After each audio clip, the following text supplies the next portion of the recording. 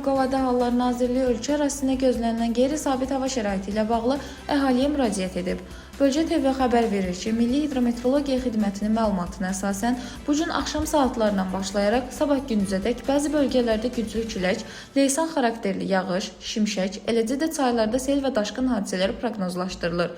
Nazirlik vətəndaşları təhlükəsizlik qaydalarına ciddi şəkildə əməl etməyə çağırır. Tövsiyələri aşağıdakılar daxildir. Güclü külək zamanı yüngül konstruksiyalı tikililərdən, reklam lövhələrindən, elektrik direklərindən və hündür ağaclardan uzaq durmaq, yanğın təhlükəsizliyi qaydalarına xüsusilə küləkli havada ciddi riayət etmək, kiçik həcmli gəmi istifadəçilərinin dənizə çıxmaması, sel və daşqın riski olan ərazilərdən uzaq durmaq, təhlükə zamanı yüksəkliyə qalxmaq, ildırım zamanı elektrik cihazlarını şəbəkədən ayırmaq, telefonla danışmamaq, açıq havada metal konstruksiyalardan və hündür ağaclardan uzaq durmaq, avtomobildə isə hərəkətə dayandırıb şüşələri qaldırmaq.